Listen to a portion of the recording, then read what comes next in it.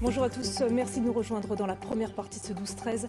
Nous sommes le samedi 15 septembre, à la une de l'actualité en Alsace. Les opposants au GCO regagnent du terrain sur le plan judiciaire.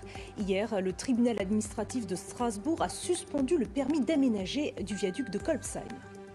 À Mulhouse, un déménagement historique pour les papillons blancs.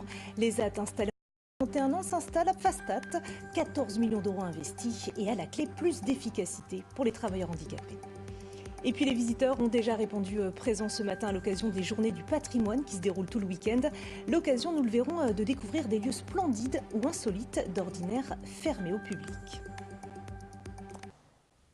C'est gratuit, c'est souvent passionnant. Les Journées du patrimoine se déroulent ce week-end. Elles permettent de découvrir des lieux historiques, parfois fermés pendant l'année. C'est le cas du palais du gouverneur militaire à Strasbourg.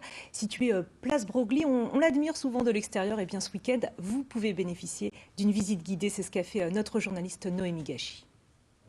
Oui, je suis une chanceuse parce que cet hôtel du gouverneur militaire de Strasbourg est exceptionnellement ouvert au public aujourd'hui à l'occasion des Journées européennes du patrimoine. Vous le voyez derrière moi, c'est un bâtiment magnifique construit au milieu du XVIIIe siècle et qui s'inspire en fait des hôtels du Marais à Paris ou encore du Palais Rohan à Strasbourg.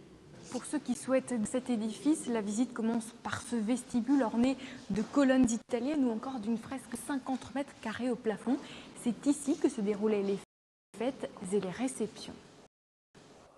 On profite justement de cette journée du patrimoine pour découvrir ces lieux qui sont fermés d'habitude.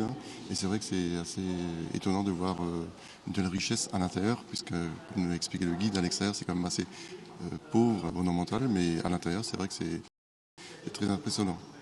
La partie la plus importante du palais, c'est le bureau du gouverneur militaire de Strasbourg. C'est en fait celui qui est chargé de faire rayonner les armées. Alors pour le visiter, pour découvrir les jardins ou encore les salles de réunion, c'est aujourd'hui et demain toute la journée de 10h à 18h.